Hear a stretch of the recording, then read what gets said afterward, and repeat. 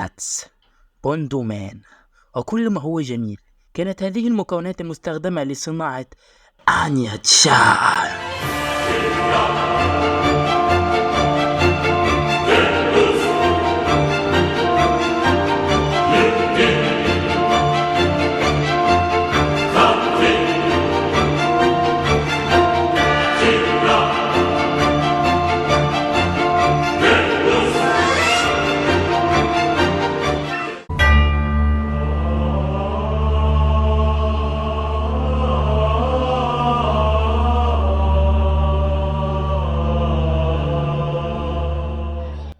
لا، بعيد عن هزار، انا بعشق البنت دي يا اخي. كمية الكياتها والجمال فيها مش طبيعية. غير ان الطفلة دي بتقرا الافكار، لا هي مش بتفهمها وهي طايرة، هي حرفيا بتقراها. وبعد كده الانمي رهيب، يعني القصة غريبة لدرجة ان انت تحس ان اللي كتبها كان بيشرب سيجارة في الحمام. قتلة وجواسيس وراجل مجنون، بنت بتقرا الافكار، واتش دبور لايك. وبعيدا عن كل ده نخش في الانمي قبل ما سيد يحضر عشان بخاف. المهم كان في جاسوس اسمه شفيق، طلب منه مهمة واللي هي انه يحقق السلام بين الشرق والغرب. عشان كده لازم يتجوز ويخلف بنت في اسبوع ويوديها المدرسة اللي فيها ابن الموميا دي قبل ما تقوم حرب بسببها. فالمعلم يقطع الجرنون ويقول هجيبهم منين. المهم يروح ملجأ معفن ويطلب بنت بتعرف تقرا وتكتب. هو يشوفها ويفكر ان شكلها صغير، تقوم توريه العكس، لا مش كده، بشكل عادي. فكر ان هي غبية، تقوم تحل له الكلمات المتقاطعة. بعد ما غشيتها من افكاره طبعا، يوم واخدها. المهم اول حاجه تعملها بعد ما دخلت البيت انها تبعت رساله لاعداء شفيق. لويد فورجر ده الاسم الحركي بتاعه في المهمه بالمناسبه يعني. المهم انيا تتخطف، ولما لويد يرجع يعرف ان في ناس اقتحموا المكان، فيدخل ويتخانق وياخد واحده على دماغه ويغمى عليه. بس لما يروح هناك يطلع هو الراجل اللي ضرب نفسه. واللي مش فاهم هو اتنكر في شكله بعد ما ضربه تقريبا. الزبده بينقذ انيا وبيقول لها امشي قدامها هتلاقي اسم شرطه، اديهم الورقه دي. بس هي عارفه ان ابوها عشان قرت افكاره. واللي كان بيفكر فيه انها لما تودي الورقه دي للشرطه هتروح ميتم احسن، عشان هو مش عايز يجرها في المعمعه دي. المهم هو يخش ويخلص الحوار ويهدد صاحب المنظمه ببنته، ولما يخرج لها انيا مستنياه وتقول انا كنت شايفه وكده. فالمهم يقول لها طب تعالي نروح. المهم عشان تقدم للمدرسه فلازم تكون امها موجوده. فبيجي واحد شبه اتش دبور وبيجيب للويد سجل كل الستات اللي مش متجوزه. وبعدها بكام يوم بيروح محل خياطه مع انيا عشان يعمل لها شويه توم، ويقابل يو اللي هي بالمناسبه قاتله محترفه. واو. طبعا انيا عارفه ده بما ان هي بتقرا الافكار، وتخيل ردة فعلها ايه لما عرفت ان ابوها جاسوس وامها قاتله. اتحمست. اتحمست. المهم لما انيا تظهر يور تقول لا ده عنده ابنه وكده واكيد متجوز، تقوم انيا تقول هاي انك تسابشي، واللي معناه اشترك واعمل لايك.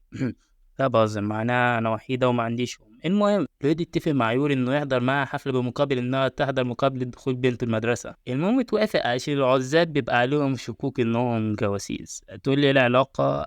اقول لك معرفش. المهم لويد تجيله مهمه مستعجله ويتاخر على الحفله، ولما يجي تكون حالته بالبلا من بهدلته يقول ان مراته مش حبيبته، فتتغاظ البنت دي وتحدف على يور صينيه فتستلمها باسلوب سلاح في النينجا. المهم وهم مروحين يجروا وراهم الناس بتوع عمليه التهريب اللي كان لويد بيحلها قبل ما يروح. المهم تحصل مطارده، ولما يور تسال يقول لها دول المرضى بتوعي. بعدها لويد ويور يضربوهم ويتجوزوا بفتيل قنبله.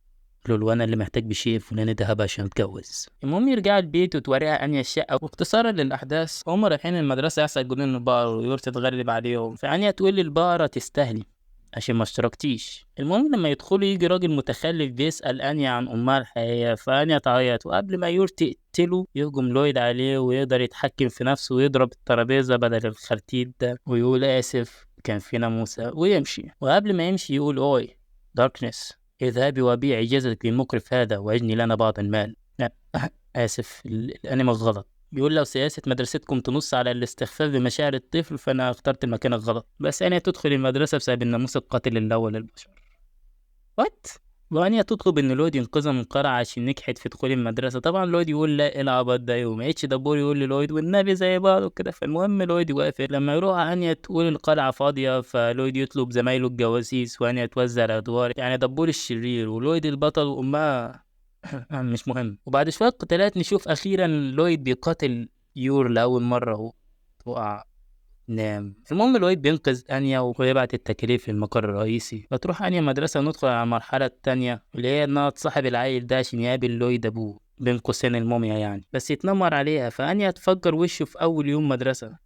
طبعا لويد يقنعها تعتذر عشان أما انيا تعتذر، لكن ديزموند يرفض يعني شيت. لا وزيادة على كده تيجي زعيمة المنظمة وتسأل لويد على انيا. المهم نشوف اخو يورو اللي يطلع زي اخته العقلي. لا وزيادة على كده شغال في الشرطة السرية اللي مهمتها تقبض على الجواسيس. المهم يروح هناك ولما يسأل يور ما قلتليش ليه انك متجوزة، فتقوم يور تقول له انا نسيت، فهو يصدق.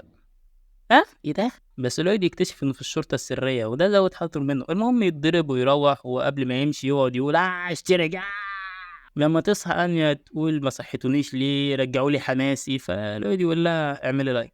المهم لويد يزرع أجهزة تصنت في قميص يورا عشان شاكك إنها شغالة مع أخوه. لما يختبرها تضرب فرانكي وبتنجح في الاختبار، يقوم يقول لها عازمك على الغدا آخر الأسبوع ويروحوا البيت. المهم تنتشر الإشاعة إن اللي بينجح في التربية البدنية بياخد نجمة، فيور تقعد تمرن أنيا وتدمر الحديقة علشان تعلمها رمي الكورة. ولما يبدأ الاختبار اللي هو كرة المراوغة أفتكر كنا بنلعبها زمان مع أصحابي، كرة شراب مع كورة، ينزلوا ضد طفل على المعاش خلينا نسميه الحاج جبلي. المهم يرمي ديزموند الكورة لكنه يمسكها ويخرج بيها 4، يوم داميان يخرج كل اللي اتعلمه وهو بيلعب. المهم ما نجحش وحصلت لحظة درامية أنا مش عارف أنا دمعت فيها ليه. المهم ما بقاش غير أنيا والابن التاني. يقوم الحاج جبلي واللي هو ابن أخت سيد بالمناسبة يرمي على أنيا، لكن أنيا تراوغها مرة تانية تالتة، وده علشان بتقرا أفكاره طبعا. المهم ديزموند يضحي بحياته ويبقى مصير التيم في إيد أنيا. المهم أنيا تخرج كل اللي اتعلمته من يورو وترمي ضربة مشبعة بالطاقة والقوة.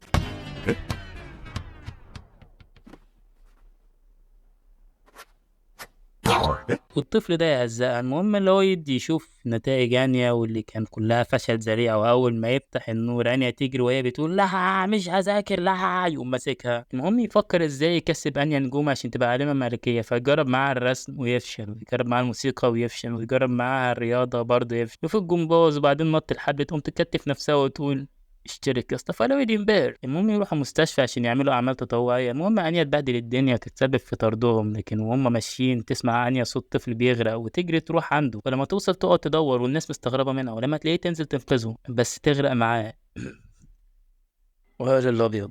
المهم لويد يشدهم هما الاتنين وتاخد انيا نجمة عشان انقذت الطفل. المهم لويد مؤخرا بقى بيرجع متاخر بسبب كثرة المهام، فالجيران ابتدوا يشكوا انه بيخون مراته، وطبعا ده بيعدد المهمة عشان لازم تكون العائلة مثالية قدام الناس، فبياخدهم لحديقة الاسماك وهو بيوصلهم بيجيله استدعاء، ولما يرفض تقول له سلاح نووي فياخد المهمة. المهم يتفكر في زي عامل ويعرف الراجل الشرير بس يهرب، وانيا تمسك فيه وتمثل انها اتخطفت، فيور ترشق الراجل في السقف.